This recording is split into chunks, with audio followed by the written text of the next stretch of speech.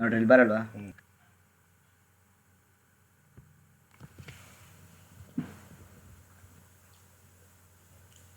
ಈ ದಿನ ಅಪಸಾಮಾನ್ಯತೆ ನಿಕಷಗಳನ್ನು ಅರ್ಥ ಮಾಡ್ಕೊಳ್ಳೋಣ.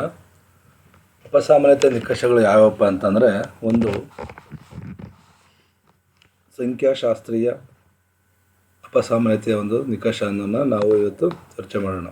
ಈ ಅಪಸಾಮಾನ್ಯ ನಿಕಷತೆ ಅಂತಕ್ಕಂಥದ್ದು ಹೇಗಿರುತ್ತಪ್ಪ ಅಂದರೆ, this is the statistical method for defining abnormality. This definition works on the idea that abnormality should be based on the infrequency. If it occurs rarely, then it is abnormal. ನಾವು ಯಾವುದನ್ನು statistical ಕ್ರೈಟೀರಿಯಾದಲ್ಲಿ ಅಳತೆ ಮಾಡ್ತಾ ಹೋಗ್ತೀವೋ ಅದು ನಮ್ಮ ಇನ್ಫ್ರೀಕ್ವೆನ್ಸಿ ಥರ ಇದ್ದಾಗ ಅದನ್ನು ನಾವು ಅಬ್ನಾರ್ಮಾಲಿಟಿ ಅಂತ ಒಂದು ಕನ್ಸಿಡರ್ ಮಾಡ್ತೀವಿ. The statistical elements of the definition is about the idea that human attributes fail in to the normal distribution. ಅಂದರೆ ಸಂಭವನೀಯತೆ ಅಳತೆ ಮಾಡ್ಕೊಂಡಾಗ ಸಂಭಾವನೆಗಿಂತ ಸರಾಸರಿ ಮಟ್ಟಕ್ಕಿಂತ ಕಡಿಮೆ ಇದ್ದಾಗ ನಾವೇನು ಮಾಡ್ತೀವಿ, ಸ್ಟ್ಯಾಟಿಸ್ಟಿಕಲ್ ಕ್ರೈಟೀರಿಯಾದಲ್ಲಿ ಅದನ್ನು ಹೇಳ್ತಾ ಹೋಗ್ತೀವಿ.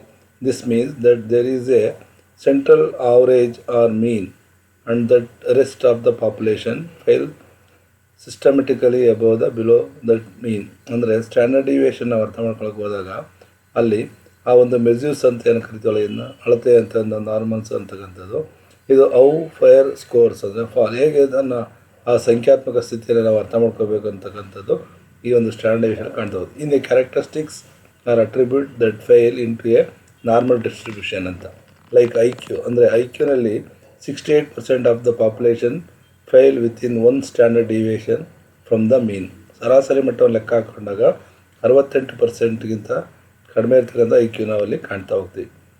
95% of the population fail within 2 standard deviation from the mean.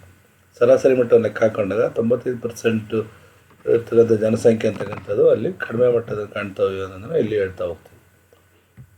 As the mean of IQ is 100 and the standard deviation for IQ is 15. That means that 68% of the population will score between 85 to 115 on the IQ test and 95% of the population will score between 70 and 130 ಆಗಿರುತ್ತೆ. This definition states that the 5% of the population that fall more than 2 standard deviation from the mean are abnormal. So in the IQ example, ಅಂದರೆ ಬುದ್ಧಿಶಕ್ತಿಯನ್ನು ಉದಾಹರಣೆ ತೆಗೆದುಕೊಂಡಾಗ people who are score below 70%, ಯಾರು 70%ಗಿಂತ ಕಡಿಮೆ ಇರ್ತಾರೋ ಹಾಗೂ 130ಗಿಂತ above ಇರ್ತಾರೋ ಅವರೆಲ್ಲವನ್ನು ನಾವು ಅಬ್ನಾರ್ಮಲ್ ಅಂತ ಕರೀಲಿಕ್ಕೆ ಸಾಧ್ಯ ಆಗುತ್ತೆ.